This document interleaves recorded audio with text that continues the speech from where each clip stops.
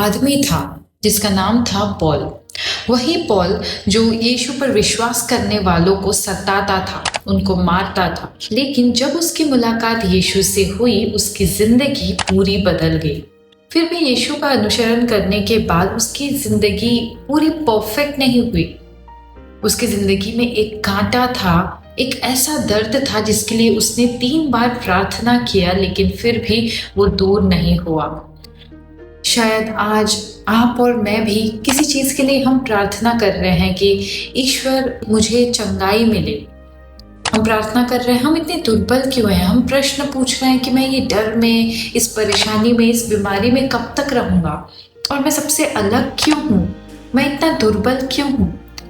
चाहे आपका अलग होना आपको दुर्बल लगे, चाहे आपका कष्ट में होना या पीड़ा में होना या बीमारी में होना आपको दुर्बल लगे और आपको लगे कि मैं बहुत वीक हूँ और इसके वजह से शायद मैं कुछ ना कर पाऊँ, या इसके वजह से आपको लोग परेशान कर दे, लोग दूसरे नज़रों से देखते हैं, या आप खुद को बहुत अलग देखते हैं, बहुत छोटा देखते हैं, बहुत वीक देखते हैं। आप अपने बारे में बहुत परेशान रहते हैं लोगों के ओपिनियंस की वजह से, या अपने खुद के कष्ट और पीड़ा की वजह से, या अपने खुद के सोच की वजह से।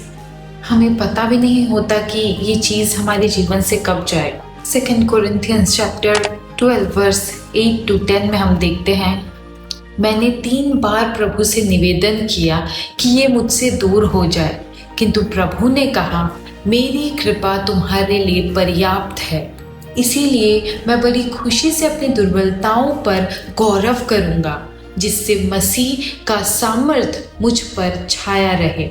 मैं मसीह के कारण अपनी दुर्बलताओं पर अपमान, कष्टों, अत्याचारों और संकटों पर गौरव करता हूँ, क्योंकि जब मैं दुर्बल हूँ तभी बलवान हूँ।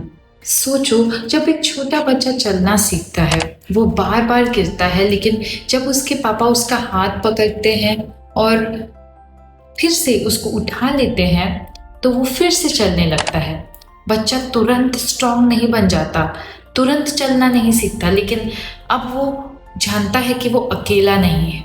वैसे ही ईश्वर की कृपा हमारी दुर्बलता में, हमारे वीकनेस के बीच में हमें संभालती है, और ईश्वर का, मसीह का सामर्थ, उनका पावर हमें बलवान और ताकतवर बनाता है। ईश्वर की ताकत हमें उठाए रखती है, हमें सामर्थ्य देती है। आज अगर आप खुद को कमज़ोर महसूस कर रहे हैं, वीक महसूस कर रहे हैं, चाहे वो किसी भी रीज़न से हो, तो इस वचन को अपने जीवन पर घोषणा करें, मसीह की कृपा मेरे लिए पर्याप्त है। उनका सामर्थ, उनकी ताकत मेरी दुर्बलता में पूर्ण रूप से प्रकट होता है, और जब मैं दुर्बल हूँ तभी मसीह में मैं बलवान हूँ। आमीन। जब आप इस वचन को बोलेंगे, दोहराएंगे, तब उस कमजोरी में भी, उस सवालों में भी कि मैं अलग क्यों हूँ, मैं दुर्बल क्यों हूँ, ईश्वर मुझे इस कठिनाई से निकालते क्यों नहीं है, वो सारे प्रश्नों के बीच में आपको ताकत मिलेगा, आपको सामर्थ्य मिलेगा। और केवल उस समस्या और उस सवालों के बीच में नहीं, लेकिन ईश्वर आपको कई महान चीज़ों को करने के लिए अपनी सामर्थ्य और अपने अनुग्रह से उठाए रखेंगे। आपको जो लगता है कि आपकी कमज़ोरी है, वही कमज़ोरी के द्वारा ही ईश्वर आपके जीवन में महान कार्य को करेंगे, जिससे आप जानेंगे कि ये उनके तरफ से हुआ है। हमारे खुद के स्ट्रेंथ, हमारे खुद के सामर्थ्य से नहीं, लेकिन प्रभु मसीह हमारे ईश्वर के थ्रू से, उनके ग्रेस और उनके पावर से हुआ है।